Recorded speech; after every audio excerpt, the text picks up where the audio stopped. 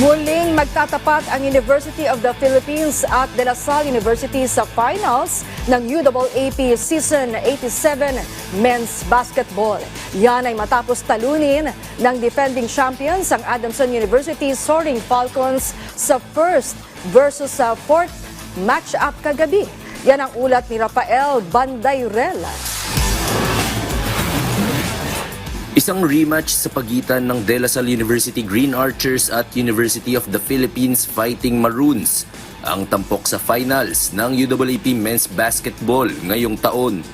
Yan ay matapos pangalagaan ng parehong koponan ang kani-kanilang mga twice-to-beat advantage sa Final Four ng naturang kompetisyon.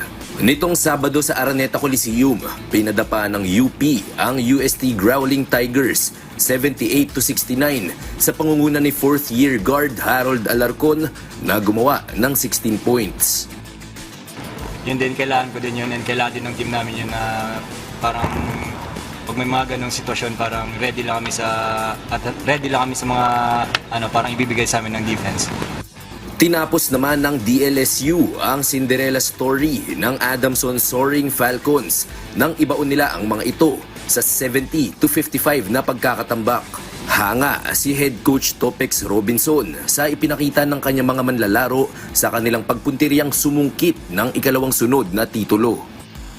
It's nice to be back in the finals, and I guess we also have to acknowledge how Adamson losing Franzman and Kalisaan, which are vital, cogs of Akalisay in their vital cogs of the team.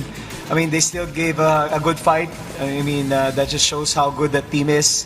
And again, these guys just did what they're supposed to do and just try to honor the game and play their best basketball. And it's nice to be back in the finals. Noong finals ng Season 87, tagumpay ang Lasal kontra UP sa pangunguna ng kanilang superstar na si Kevin Kiambao. Sa susunod na Sabado na idaraos ang Game 1 ng serye at dito magkakaalaman kung mauulit ng Archers ang kasaysayan o kung magagawang makabawi ng Fighting Maroons. Rafael Bandayrel para sa Pambansang TV sa Bagong Pilipinas.